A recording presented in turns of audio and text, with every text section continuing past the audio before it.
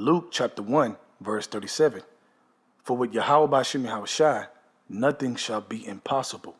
I want to give our praises to Yahweh Bahashim Yahushai Bahashim Archa Kodash, forgive me the spirit, to do this lesson.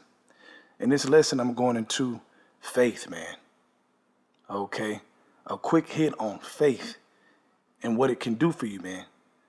You cannot forget the power that we have as Hebrew Israelites, okay, with our power, the power that we have with our power.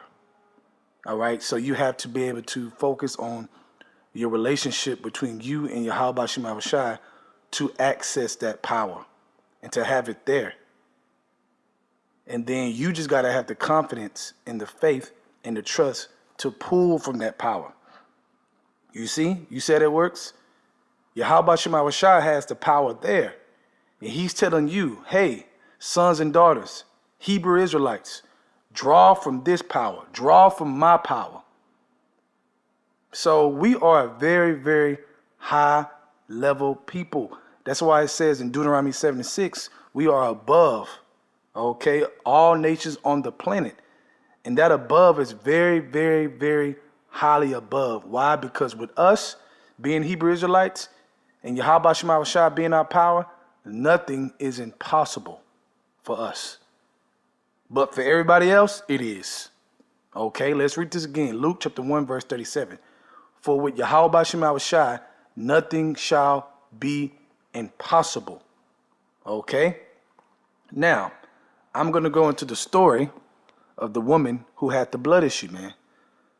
This is a woman, all right? This is a woman who had this high level of faith to make the move she did for her life. Let's go to Luke chapter 8, start at verse 43. And a woman having an issue of blood 12 years, which had spent all her living upon physicians. She spent all her money. Okay? Neither could be healed of any. So think about this.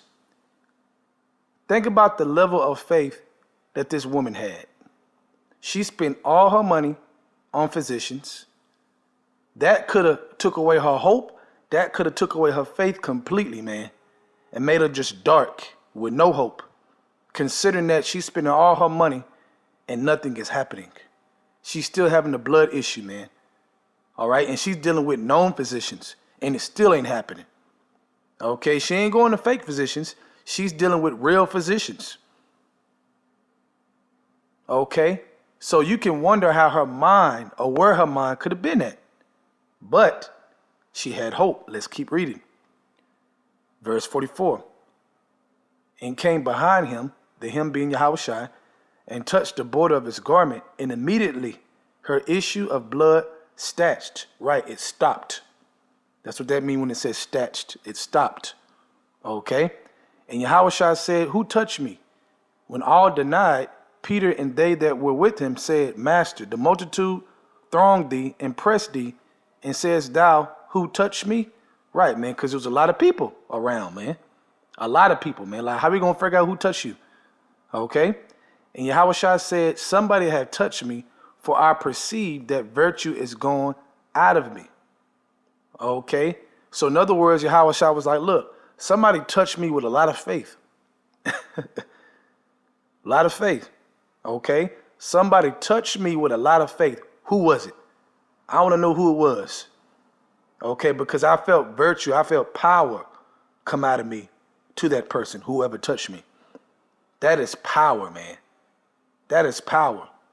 And for that woman to have that mind state to do that and to believe, to have that evidence, right? That hope, that faith, that evidence, like it talks about in Hebrews chapter 11, she had that evidence that if I just do this, I'm going to be healed. That takes a focused mind state of understanding the power of faith and understanding who you are as a people. These things are written for our learning.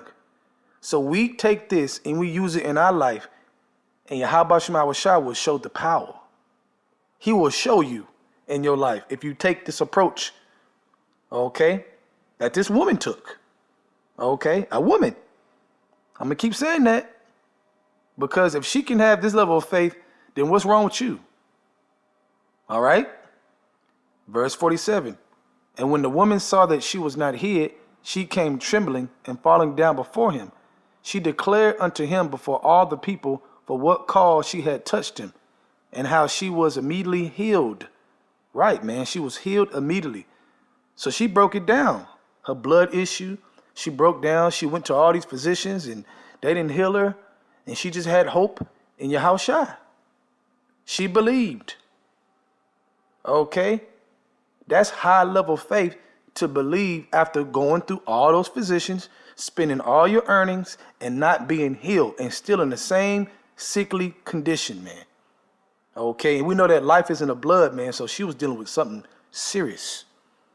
I'll just say that. Okay, verse 48, check this out. And he said unto her, daughter, be of good comfort. Thy faith hath made thee whole. Ooh, let's read it again. And he said, Yahushua said unto her, daughter, be of good comfort. Thy faith, nobody else's faith, thy faith, her faith, have made thee whole. Go in peace. And your faith can make you whole so that you can go in peace. You believe in the same person, right? This is Yahushua. Okay, this is the same person that marveled at the centurion's faith.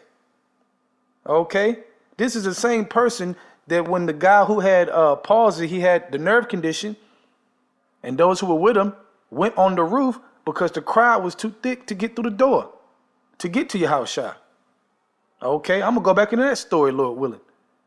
They went through the roof, man, opened up the roof and went down to get healed because they believed in Yahweh Shai that much. That's what we need to survive, to move forward, man. Because we still here.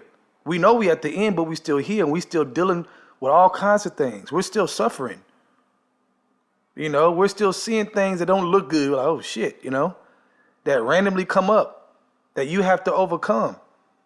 That's why Yahushua said, be of good cheer. I have overcome the world. So can you. Okay, but you can't do it by yourself. You got to do it through the faith and belief in Yahweh Shai. The just shall live by faith. See, when you read these stories, you can just skim through it. But when you read it to really get it and really hit you so you can take it with you, you got to really read it, man. You got to dissect it. All right?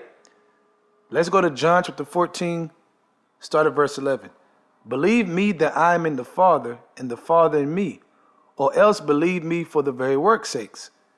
Verily, verily, I say unto you, he that believe on me, the work that I do shall he do also. And greater works than these shall he do, because I go unto my Father. And whatsoever you shall ask in my name, that will I do. That the Father may be glorified in the Son. If you shall ask anything in my name, I will do it. If you love me, keep my commandments. Right, so we got to do more things that Yahweh Shai expects of us, that he commands us to do. Okay? It's a commandment to go teach the word if you got the money. Okay? It's a commandment if you love me, feed my sheep. He ain't just talking to Peter.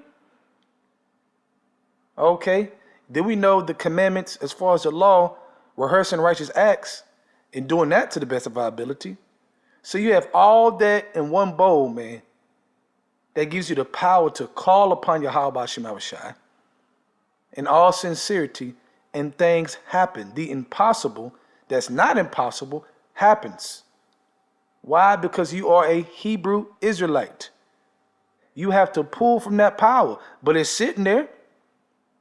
When Yahweh Shai called you to this truth, that power is sitting there for you to draw from. That is the calling. Yes, he's calling you to the kingdom of heaven. This is a process to get there, but the power is here.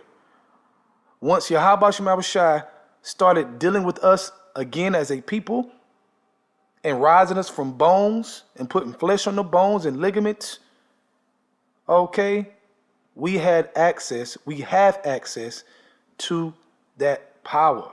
So meditate upon this lesson in the spirit because it's powerful. Knowing this and taking it seriously is powerful. So with that, I hope you're edified. I want to give all praises to Yahweh, Bahashem, Yahushai, Bahashem, Rakah, Kodash, for giving me the spirit to do this lesson. Double honors to the elders of Great Millstone. And shalom to you, Akamrak, that is doing the truth and sincerity. Shalom.